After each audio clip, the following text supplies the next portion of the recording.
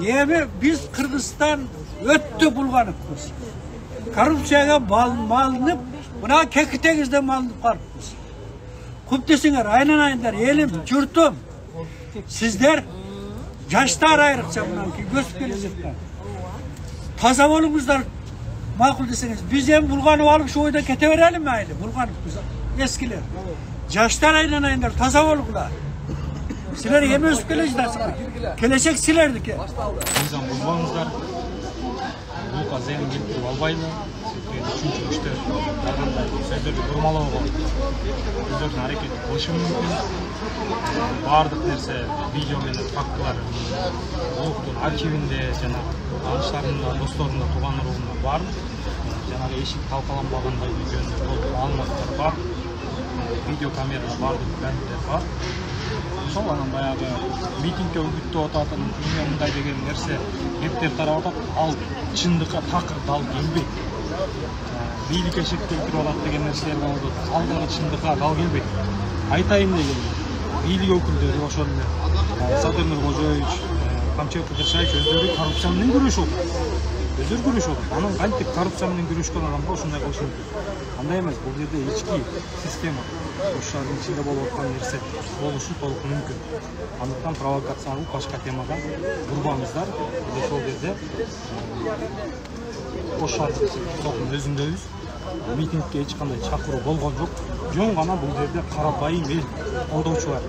Баягы YouTube'да, Instagram'da кирип алып, улуу сен менен биз сени колдойбуз деген кылабыз тигиндей калып, жаңы эле сот ишине узады азыр уланып атат.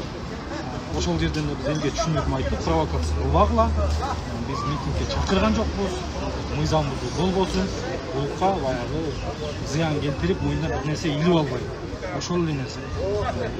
Комментарий жазып аткандагы замандаштар акылдуулук кылыңыздар. Колдон келишинче сабырдуулук кылыңыздар. Учурдагы ситуацияда улукка зыян келтирип албайт деген мына нерсени айткым келип атат. Бул жерде келген элге өмүрүнүн убакыт коротуп, ушул улуу биздин балдардын келечеги үчүн, эртеңки келечеги үчүн ушул нерсени кылып атат деп колдоп келгенге чоң рахмат. Сот эмнеге кечигип атат? Прокуратура кызматкерлери тарабынан сунуштама берилиптир. Олукбек Парбек уулу коомго пайдасыз жумуштар менен алек болгон, ошого байланыштуу 2 ай мөөнөткө СИЗОго камап беришиңизди өтүнөбүз деп жазган экен. Бул өтүнүч боюнча обжалование келтирсе болот 3 сааттын ичинде. Мыйзам чегинде ушундай. Ошого азыр Олукбек Байкенин адвокаттары обжалование жазабыз деп 3 саат мөөнөт сурашты. 3 сааттан кийин сот отуруму башталат. Садыр Жапаровдун же болбосо Камчыбек Кыдыршаевичтин жалгыз өздөрүнүн колунан келе турган иш эмес. Бул мамлекеттик чоң иш. А мамлекетти бардыгыбыз чогуу киришкенибизде гана тазалай алабыз. Болбосо деги тазаланбай турган акыбалга келип калган экенбиз. Мына кайтып эле Кыдыршаевич караларды тутуп апарып тигип атат, сот чыгарып коюп атат. Же болбосо башка иштер мына өзүңөр күбө болуп атасыңар. Бул деген сөз эки эле кишини басымдуулап коюш оңой. А калгандары дагы раз мына мамлекеттик ишке бардыбы? Бир жок дегенде эмгегин актап, элге көрүнүп, анан жеп ичсин да. Бул деген өлүп калса 21 миллион деп ага кызы чуу болдук. Бул прокурордун өлүп кетип атты, эле семьясын багып кетет экенде. Силер өлбөгүлө мен өлдүм деп. Анан кийин жөнөкөй мугалим мисалы үчүн пенсияга чыгабы, же болбосо өлөбү, ага жанагы 7,5 миңди берип туруп төлөп депсе ыргытып коюшат.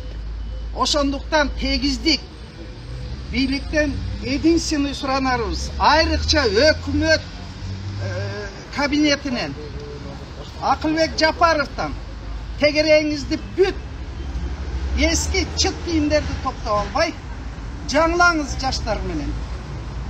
Өркүндөтүңүз.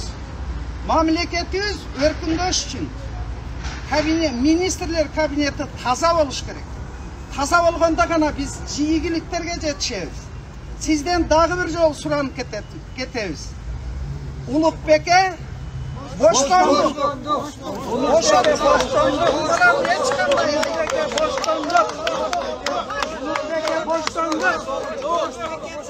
Алды açalım aldı. Қарыбекұлы мына Садық Жапаров, Тайши, Укемка, прокуратураға полный жардам беріп жатыр, коррупцияны ашып. Улысбекке, мысалы, бізде Улысбекті қордағаннан гөрі Улысбекке мемлекеттік охрана беріш керек. Ошонда талап қылышу керек біз. Болды. Siz kim bolasiz? Мен атым Абдулла.